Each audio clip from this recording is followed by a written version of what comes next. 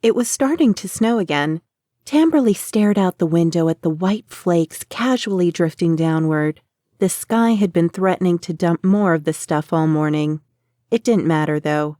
Christmas was 2 days away. Today was the last day the market would be open before it shut down for the holidays. Fortunately, business had been brisk, which was a good thing.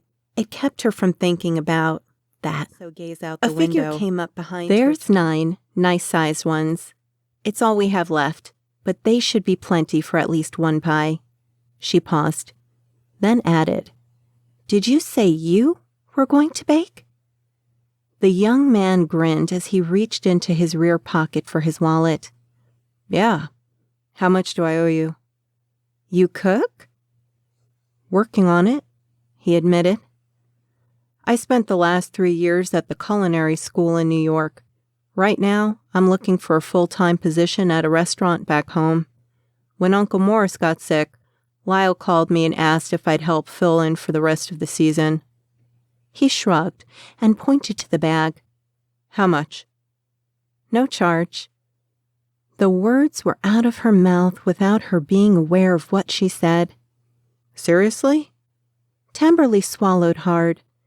"In exchange for a piece of that pie, mister." "Jonathan," the man said, holding out a hand. "Call me John." She took it, and sparks literally leaped from his fingertips to hers. She yelped softly at the shock, and the both of them laughed nervously. The younger sister by the arm and pulled her to one side of the kitchen, next to the back door where they could be out of the way of the others. Kimberly gave her a warm smile. "Let me guess, you want to talk about the sex hex test." Tamberly didn't need to acknowledge her sister.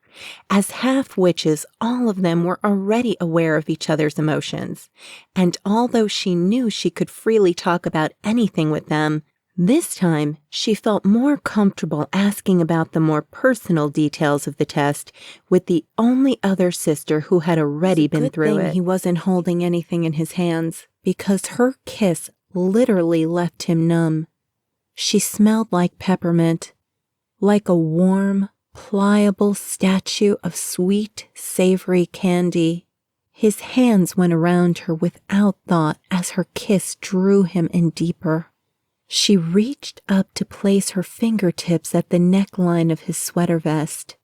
He could feel her stroking his skin, stoking the fire that was beginning to burn through him, suffocating him, making him feel as if he was caught in the center of an oven, and all the air and moisture was being sucked out of him. Her lips were incredibly soft and sensuous as her kiss became more insistent.